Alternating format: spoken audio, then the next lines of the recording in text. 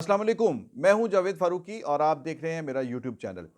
आसिफ अली जरदारी और बिलावल भुट्टो शहबाज शरीफ के घर क्या गए, एक नई बहस ने जन्म ले लिया और बड़ी धुआंधार इस वक्त हर तरफ डिबेट्स हो रही हैं, तजिए हो रहे हैं कि आखिर हुआ क्या है जो एकदम से ये इतनी बड़ी डेवलपमेंट हुई है कि आसिफ जरदारी लाहौर आते हैं, उन्हें शहबाज शरीफ का फ़ोन जाता है, बिलावल भी लाहौर में लैंड करते हैं और फिर उसके बाद दोनों बाप बेटा जो है वो शहबाज शरीफ के घर जा धमकते हैं, पहुँच जाते हैं, ज़ोहराना होता है, पुरतकल्लफ़ ज़ोहराना और बड़ी-बड़ी बातें हो जाती हैं।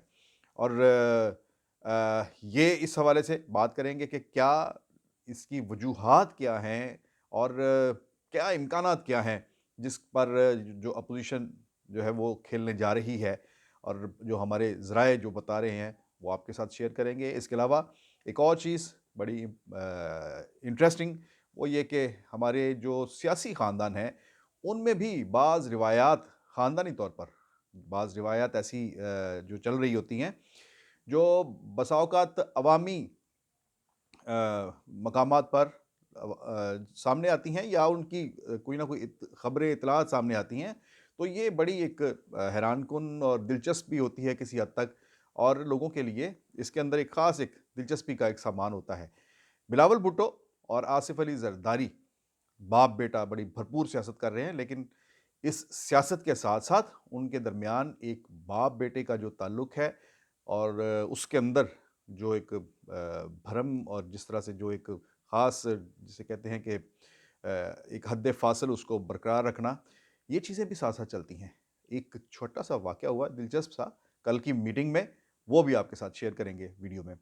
सबसे पहले ये बात कि शहबाज शरीफ ने आखिर क्या किया कि वो आसिफ अली ज़रदारी को उन्होंने फ़ोन किया और उसके बाद ये मीटिंग हो गई। तो एक तो मैंने पहले भी जैसे कहा कि मेरा ये मानना है कि दोनों जमातों में कभी भी डेडलॉक नहीं हुआ और ख़ास तौर पर जब से चार्टर ऑफ डेमोक्रेसी हुआ और उसके बाद कई दफ़ा कशीदगी भी हुई, लेकिन दोनों में कोई डेडलॉक नहीं रहा, रवाबत मौजूद रहे हैं। एक दूसरे के खिलाफ इलेक्शन भी लड़े और हुकूमतें भी हैं जो हैं वो इन्होंने की। एक ने इस्लामाबाद में एक पार्टी की हुकूमत रही, फिर दूसरी पार्टी की हुकूमत रही, जलसे किए एक दूसरे के खिलाफ। लेकिन एक मखसूस एजेंडे के ऊपर दोनों पार्टीज़ जो है वो इकट्ठी हैं। इस वक़्त जो मुद्दा जो है वो जो मैं बयान करना चाह रहा हूँ वो इस असल में ये है कि मुस्लिम लीग नून के अंदर की पॉलिटिक्स जो है वो क्या है? वो ये है कि शहबाज शरीफ जो शुरू दिन से इस्तीफ़ों के हवाले से वो इसके मुखालिफ थे और मैं अपने नाज़रीन को रिकॉल करवाना चाहूँगा कि याद होगा कि बिलावल भुट्टो ने जेल में भी शहबाज शरीफ से मुलाकात की थी।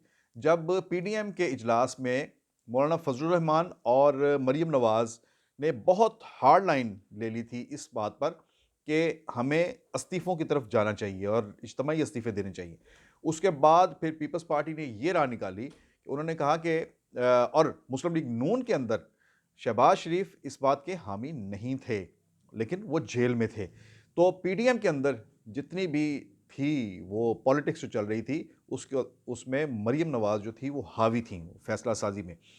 और वो मरीम नवाज़ जो हावी थीं उसमें भी शहबाज शरीफ की नवाज़ शरीफ की जो सियासत थी वो उसको लेकर आगे बढ़ रही थी और उस वक़्त नवाज़ शरीफ का बयानिया जो था मुस्लिम लीग नून के अंदर वो प्रिवेल कर रहा था।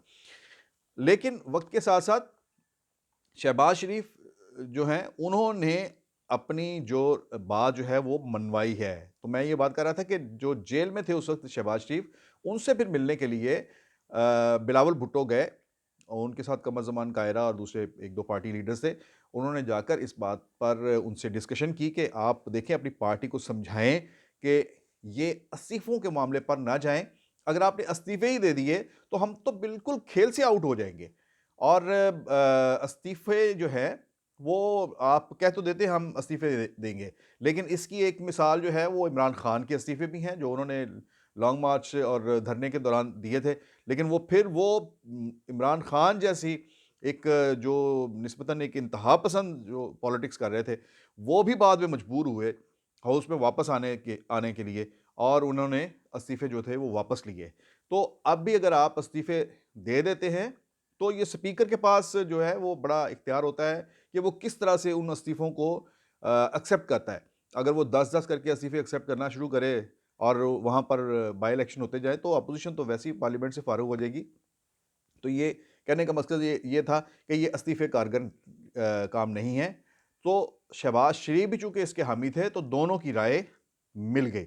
उसके बाद फिर पीपल्स पार्टी पीडीएम से निकल गई, लेकिन अब हुआ ये है कि असल में जो इस्तीफ़ों के खिलाफ़ और तहरीक अदम-ए-एतमाद के हक़ में दोनों जमातों में से जो लीडरशिप इसकी हामी थी, वो आगे आ गई है। उसमें शहबाज़ शरीफ जो हैं, वो भी अदम-ए-एतमाद के हक़ में हैं कि तहरीक अदम-ए-एतमाद लानी चाहिए, और वो बिलावल भुट्टो और आसिफ अली ज़रदारी का जो नैरेटिव था, उन्होंने उसे बाय किया है। और मुस्लिम लीग नून के अंदर अब उन्होंने कहा कि पहले हम इसमें मुख्तलिफ आरा थी, लेकिन अब हम इस पर यकसू हैं कि इसी तरफ हमें सारे का सारा ज़ोर लगाना चाहिए। तो इस हवाले से मैं ये समझता हूँ कि शहबाज़ शरीफ ने वक़्त गुज़रने के साथ-साथ अपना जो बयानिया है, उसको अपने बड़े भाई से मनवाया है। और जो मेरी इत्तलात हैं, वो ये है कि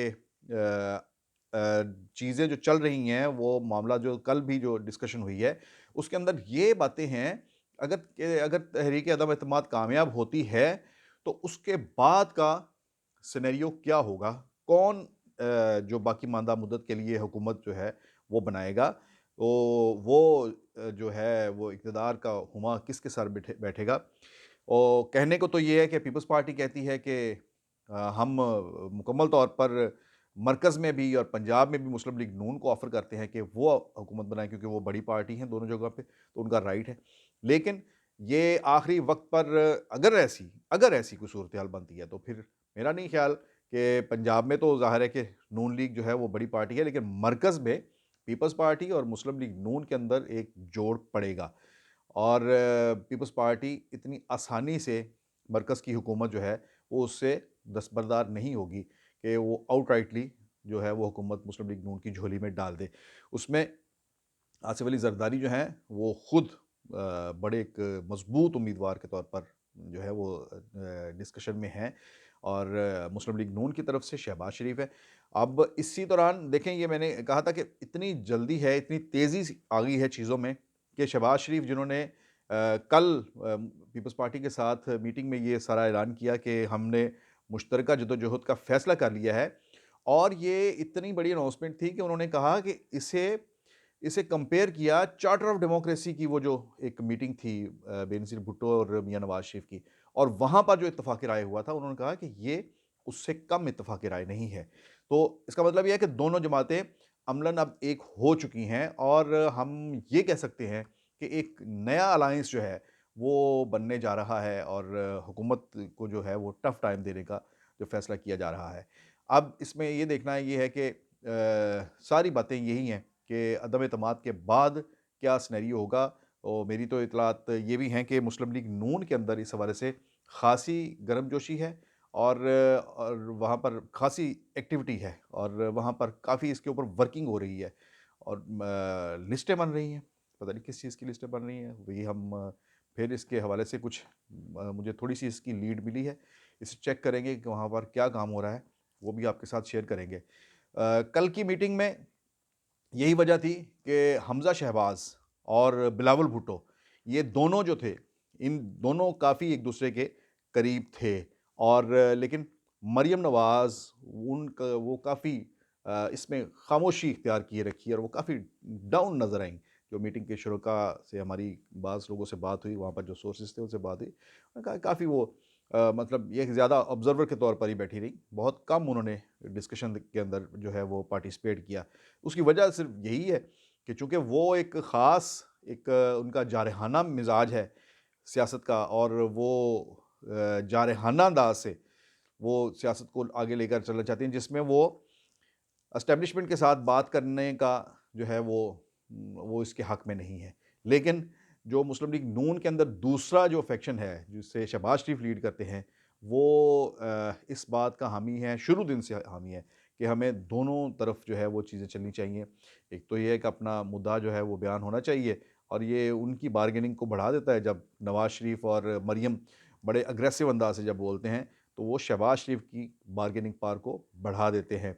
तो उनको शहबाज शरीफ को का ये मौक़िफ़ है कि हमें एस्टेब्लिशमेंट के साथ मिलकर काम करना चाहिए। आप देखिए उनकी स्टेटमेंट्स जितनी भी हैं कि जनाब चार्टर ऑफ इकोनॉमी होना चाहिए और मुफ़ाहमत होनी चाहिए, मिलकर चलना चाहिए। ये सारी बातें जो हैं ये उनके ख़ास मिज़ाज को की अक्कासी करती हैं कि वो लड़ाई-भिड़ाई में जो है वो बिलीव नहीं करते और वो एस्टेब्लिशमेंट के साथ मिलकर चलना चाहते हैं। ये तो है मुस्लिम लीग नून के अंदर, लेकिन इसके साथ-साथ ये भी है कि मुस्लिम लीग नून के अंदर अब देखना पड़ेगा कि जो मरियम नवाज़ का जो कैंप है वो इस पर किस तरह से रिस्पॉन्ड करता है, उससे वहाँ से कुछ बातें आ भी रही हैं। ये भी हम एक अलग व्लॉग में डिस्कस करेंगे। कल की मीटिंग का एक छोटा-सा हल्का-सा हल्का-फुल्का सा पहलू वो ये कि कल जब मीटिंग चल रही थी, तो उस दौरान बिलावल भुट्टो और हमज़ा शहबाज़ मीटिंग से उठे और वो बाहर दूसरे कमरे में चले गए और हमारे सोर्सेज़ ने बताया कि वहाँ जाकर दोनों ने कुछ सिगरेट नोशी की, सिगरेट के कश लगाए। तो इस बात का महफ़िल के अंदर भी जो शुरका थे, उनको पता चल गया, ख़ास तौर पर आसिफ़ अली ज़रदारी को और मियाँ शहबाज शरीफ़ को पता चल गया। तो आसिफ़ अली ज़रदारी ने कहा कि देखें ये मुझे पता है कि बिलावल जो है वो स्मोकिंग करता है और ये यहाँ मेरे सामने उससे वो स्मोकिंग लेकिन नहीं करता, इसलिए उठकर बाहर चला गया। यार बाहर गया है तो ये डेफ़िनेटली ये स्मोकिंग के लिए गया है। तो उन्होंने कहा कि मैं भी जब जवानी में इस एज में था तो अपने वालिद साहब के सामने स्मोकिंग नहीं करता था। हालाँकि उन्हें भी पता था कि मैं स्मोकिंग करता हूँ, लेकिन मैंने कभी उनके सामने स्मोकिंग नहीं की। तो इस बात पर जो है वो थोड़ा-सा एक हल्का-फुल्का सा हो गया माहौल मीटिंग का और शहबाज शरीफ ने इस बात को काफ़ी सराहा कि ये एक बड़ी एक अच्छी रिवायत है और ख़ुद शहबाज शरीफ जो हैं वो और उनकी फ़ैमिली उसके अंदर भी कुछ ख़ानदानी रिवायात ऐसी हैं कि जहाँ पर बड़ों का जो अदब है वो बहुत ज़्यादा मलहूज़ रखा जाता है। जैसे नवाज़ शरीफ जो हैं, शहबाज शरीफ, नवाज़ शरीफ और अब्बास ये भाई जो हैं, ये अपने बाप के बहुत ताबेदार थे। और अब बाप की वफ़ात के बाद ये देखने में आता है और सुनने में भी आता है, बल्कि खुद हम इसको ऑब्ज़र्व भी करते हैं कि शहबाज शरीफ अपने बड़े भाई नवाज़ शरीफ के सामने बहुत ही ज़्यादा वो एक ताबेदारी का मुज़ाहरा करते हैं और कभी भी उनके सामने ना बुलंद आवाज़ से बोलते हैं, ना ही कोई काउंटर आर्गुमेंट ही करने की उनमें कभी कुछ ज़रूरत होती है। तो ये एक ख़ानदानी रिवायात हैं, अच्छी हैं, ये एक हिफ्ज़ मरातब का ख़्याल रखना, ये बहुत अच्छी बात है। मैं ये समझता हूँ कि जो ख़ानदानी रिवायत होती हैं, ये अल्टीमेटली पॉलिटिक्स के अंदर भी जो है, उनका असर लाज़मी आता है। तो ये कुछ बातें थीं, कुछ तफ़सीलात थीं मीटिंग की, कुछ जो सियासी जो चल रहा है, उसके हवाले से कुछ एनालिसिस था। आइंदा व्लॉग में कुछ मज़ीद कुछ डेवलपमेंट्स हैं इस दौरान, क्योंकि ये जो इजलास हुआ है, इसके फ़ौरन बाद मंडे को ही, कल को ही शहबाज शरीफ ने अपनी पार्टी का इजलास भी बुला लिया है और जो जितनी चीज़ें वो इस मीटिंग में तय हुई हैं पीपल्स पार्टी के साथ, वो उन सब की वो उसमें मंजूरी ले रहे हैं। इसी तरह पीपल्स पार्टी भी आइंदा 2-3 दिन में अपना इजलास बुला रही है और उसके बाद इम्कान ये है कि अगले हफ्ते के अंदर ही ये रीयूनियन हो जाएगा और एक बड़ा अपोज़िशन का एक नया महाज़ जो है, ये मुल्क के अंदर देखने को मिलेगा। अपना बहुत ख़्याल रखिए, आइंदा वीडियो में फिर मुलाकात होगी। अल्लाह हाफ़िज़।